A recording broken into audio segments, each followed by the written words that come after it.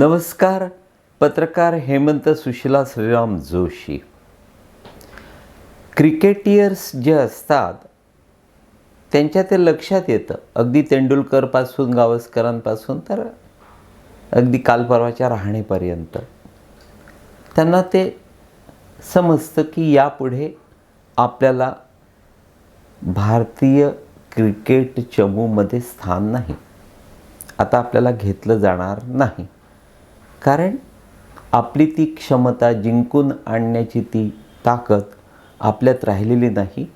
हे त्यांच्या स्वतःच्या आणि अर्थातच त्यांचं जे काय नियामक मंडळ असतं त्या साऱ्यांच्या ते लक्षात आलेलं असतं आणि ती कल्पना त्या क्रिकेटपटूला दिल्या जाते. त्या क्रिकेटपटूला काढल्या जात नाही. यापुढे आम्ही तेंडुलकरला घेणार नाही असं कोणीही सांगत नाही. तर तेंडुलकर आपण जाहीर करतो की मी यापुढे खेळणार नाही, निवृत्तीची घोषणा करून तो मोकळा होतो. त्या पद्धतीचे खेळाडू. गडकरींचं या क्रिकेटियरसारखं झालेलं आहे. म्हणजे नागपूर जिल्ह्यात काटोल तालुक्यामध्ये लक्ष्मणराव मानकर स्मृती संस्थेनिमित्तानं एक मोठा कार्यक्रम होता. अर्थातच व्यासपीठावर प्रमुख नितीन गडकरी होते. त्यांचं भाषण होतं आणि भाषणाच्या ओघात त्यांनी अचानक जाहीर केलं की मला यापुढे राजकारणात किंवा सत्तेत राहायचं नाही, मी निवृत्ती जाहीर करणार आहे. आता मित्रांनो, गडकरींचं क्रिकेटियरसारखं का झालं ते मी तुम्हाला सांगतो की जे अगदी सुरुवातीला 1995 साली गडकरी जेव्हा पहिल्यांदा मंत्रिमंडळात आले तेव्हापासून तर आजतागायतपर्यंत मी गडकरींचा कधीच झालो नाही आणि गडकरींनी मला कधी जवळ घेतलं नाही. त्यांना ते ठाऊक होतं की गडकरी नेमके कसे हे फक्त हेमंत जोशीला माहिती आहे आणि माझा त्यांना कायम विरोध असायचा. मी कधीही त्यांच्या सत्तेला घाबरलो नाही, कारण माझं हिंदुत्व, संघ, भारतीय जनता पक्ष त्या दृष्टीनं माझी भूमिका नक्कीच सकारात्मक यासाठी असते की जर भारतीय जनता पक्ष किंवा संघ याचं महत्त्व संपलं तर हिंदुत्व संपल्यागत जमा असेल ही वस्तुस्थिती आहे. म्हणजे 2029 नंतर देखील पुन्हा एकदा हिंदुत्वच आपल्या या देशामध्ये असणार आहे, राज्यात पण. त्यानंतर मात्र आपल्या पुढल्या पिढीचं किंवा आपल्या आणखी पुढल्या पिढीचं काही खरं नाही. कारण ज्या दिवशी भारतीय जनता पक्ष त्यांच्यातल्या असलेल्या वाईट गुणांमुळे लोकांच्या नजरेतून उतरेल, ज्याची हलकीशी सुरुवात आता झाली आहे, त्यानंतर येणाऱ्या पक्षाला फक्त आणि फक्त मुसलमान आणि ख्रिश्चनांविषयी प्रेम असेल यात तीळ मात्र शंका नाही. आणि त्यांना ताकद देण्यासाठी आंतरराष्ट्रीय पैसा ओतला जातो. ही जी आंदोलनं उभी राहिली म्हणजे त्या हर्षवर्धन सपकाळला काँग्रेस भवनचं खर्च भागवता येताना नाकी नऊ यायची. आज अचानक आपल्या या राज्यामध्ये मोठमोठाली आंदोलनं होत आहेत. याचा सरळ अर्थ असा आहे की पैसा कुठून तरी येतो आहे. एनिवे, मूळ विषय आहे गडकरींचा. तर गडकरींची एकंदर प्रवृत्ती आणि वृत्ती माझ्या अगदी सुरुवातीला लक्षात आली होती आणि त्या दृष्टीनं मी त्यांना कधी लिखाणातून, कधी बोलण्यातून, प्रत्यक्ष भेट फारशी झाली नाही, पण त्यांना हमखास सांगत असे आणि त्यांना त्याचा मोठा अनुभव आला.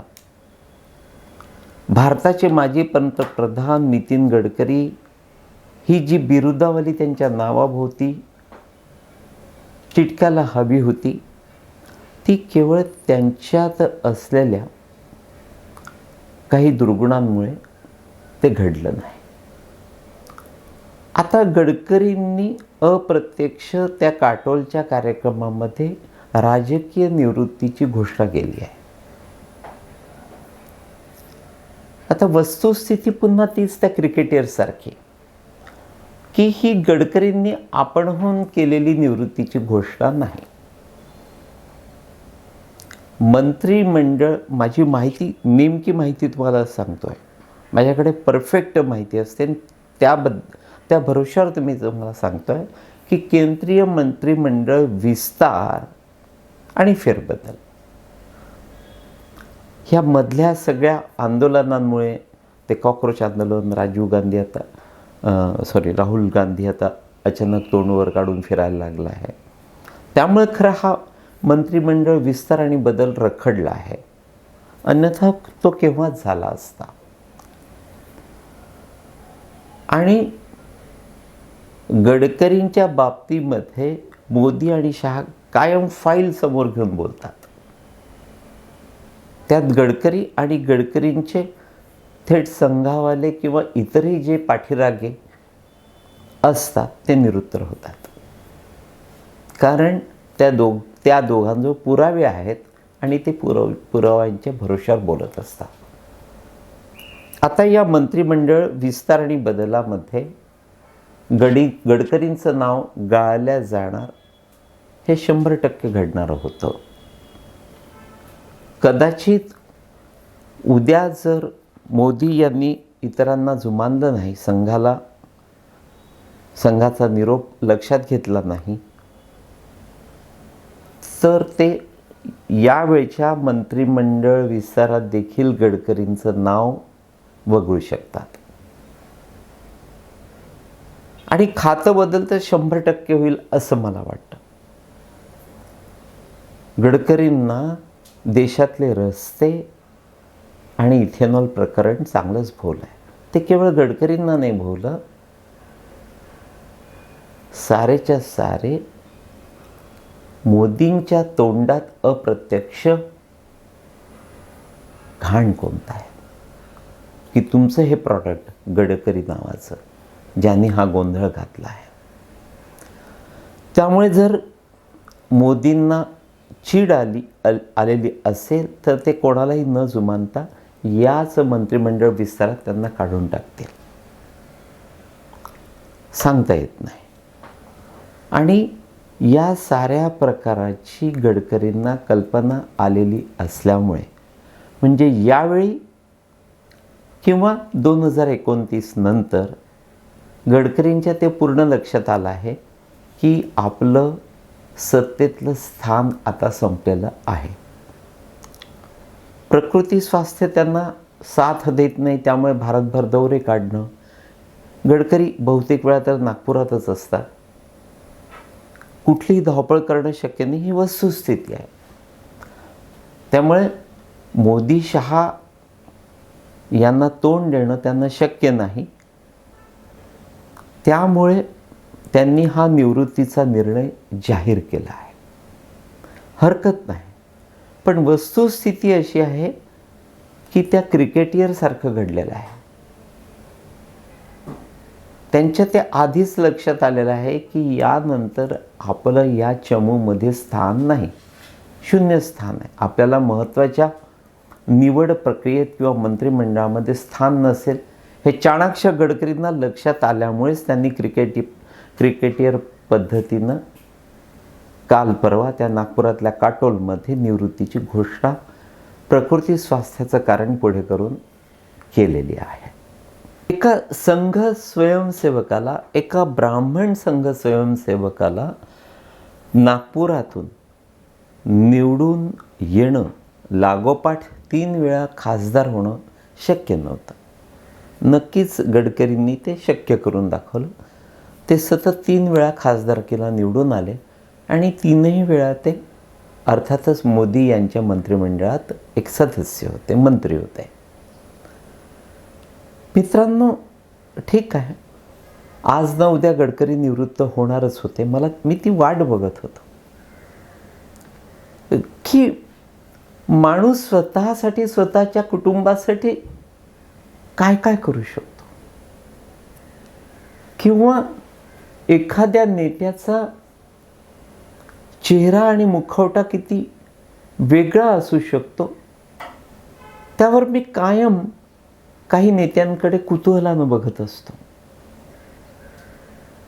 अर्थात मी देखील काही अमृत पिऊन आलेलो नाही, त्यामुळे आज न उद्या तुमच्यासमोर नसेल. पण मला माझ्या हयातीत, माझ्या पत्रकारितेच्या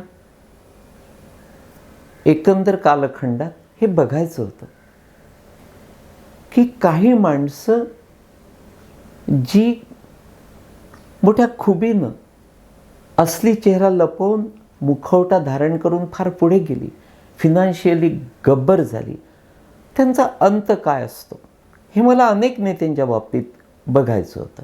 अगदी अजित पवारांच्या बाबतीत देखील बघायचं होतं, पण ते बघता आलं नाही. अर्थातच अंत बघा दुःखद झाला, कारण मी कर्माला मानणार आहे. माझा स्वतःचाच तो अनुभव आहे. ज्या ठिकाणी माझं कर्म वाईट घडलं त्या ठिकाणी देवाने मला फटका दिला. पण ज्यांनी हा महाराष्ट्र बुडवला, या देशाला लुटलं, या जनतेला उल्लू बनवलं, त्यात अगदी शरद पवारांपासून अंतुलेंपासून तर आजतागायत मला अनेक नेत्यांना बघायचं होतं. त्यात एक गडकरी होते, बलाढ्य होते, संघ त्यांच्या पाठीशी होते, निवडून येत होते. मोठ्या खुबीनं त्यांनी नागपुरात फार चांगली राजकीय वातावरण निर्मिती केली होती. त्यामुळे ते साऱ्याच पक्षातल्या नेत्यांच्या गळ्यातले ताईत होते. मित्रांनो, उद्या गडकरी 2029च्या लोकसभा निवडणुकीला उमेदवार नसतील, ही वस्तुस्थिती आहे. कारण गडकरींनी आपणहूनच निवृत्ती जाहीर केली आहे. ती केली नसती तरी पक्षानं त्यांची निवृत्ती जाहीर केली असती, वस्तुस्थिती आहे. आणि गडकरीनंतर लोकसभेचा उमेदवार अर्थातच असतील देवेंद्र फडणवीस. अर्थात भारतीय जनता पक्ष आणि राष्ट्रीय स्वयंसेवक संघाला माझ्यासारख्या सामान्य पत्रकारांना उपदेशाचे डोस पाजणं म्हणजे माधुरी दीक्षितला एखाद्या सर्वसामान्य अभिनेत्रीनं अभिनय शिकवण्यासारखं, हे मला ठाऊक आहे. पण तरीही माझा राजकीय पत्रकारितेतला अनुभवही सांगतो की 2029 नंतरची जी पंचवार्षिक योजना आहे, त्या योजनेत देखील संघ आणि भाजपनं फडणवीसांना या राज्यातच ठेवावं, त्यांना खासदारकी देऊ नये. जर भारतीय जनता पक्ष आणि संघाला आपल्या हातून या राज्यातलं राजकीय महत्त्व किंवा सत्ता घालवायची असेल तर मात्र त्यांनी तो निर्णय घ्यायला हरकत नाही. पण प्रकृती स्वास्थ्य चांगलं असेपर्यंत, ठणठणीत असेपर्यंत आणि वय हाताशी असेपर्यंत फडणवीसांनी ही आणि पुढली पंचवार्षिक योजना या राज्यातच घालवावी असं मला वारंवार वाटतं आणि तेच योग्य ठरेल. त्यानंतरच्या पंचवार्षिक योजनेमध्ये मात्र अजिबात मागे वळून न बघता फडणवीसांनी दिल्लीत निघून जाण्याची हरकत नाही. अर्थात ते कदापिही शक्य होणार नाही, कारण फडणवीसांना दिल्लीत पाठवण्याची घाई अनेकांना झाली आहे. आणि त्यावर फडणवीस नेहमी सांगत असतात की तुम्हाला वाटतं मी दिल्लीत जाईल, पण मला इथेच राहायचं आहे. आणि पुढले नागपुरातले उमेदवार, लोकसभेचे उमेदवार आजच्या या परिस्थितीनुसार जर वर्णन केलं तर फडणवीस असतील. आणि त्यांना निवडून आणण्यासाठी गडकरींनी जर पुढाकार घेतला तर नक्कीच फडणवीस आणि गडकरी ही मोठी ताकद पुन्हा एकदा फडणवीसांना भारतीय जनता पक्षाच्या उमेदवाराला नक्कीच लोकसभेत पाठवेल, ही वस्तुस्थिती आहे. आणि गडकरींनी ते करावं आणि ते करतील. गडकरींचं बघा जे दोष आहेत ते तर मी तुम्हाला ठळक सांगत असतो, पण त्यांच्या गुणांपैकी एक की त्यांचं फडणवीसांवर प्रेम आहे. फडणवीसांच्या पायात पाय त्यांनी कधीही अडकवला नाही. फडणवीसांच्या प्रगतीवर ते कधीही जेलच नव्हते. किंबहुना एखाद्या लहान भावासारखं त्यांनी फडणवीसांना कायम पोटाशी घेतलं. मित्रांनो, वस्तुस्थिती तुम्हाला सांगितली आहे. गडकरी हे राजकारणातले आजचे क्रिकेटियर आहेत, ज्यांना निवृत्ती घ्यायची आहे. तो केवळ एक देखावा आहे. वास्तविक त्यांना राजकीय निवृत्ती घेण्यास सांगितलं गेलेलं आहे. तूर्त एवढंच मित्रांनो. नमस्कार.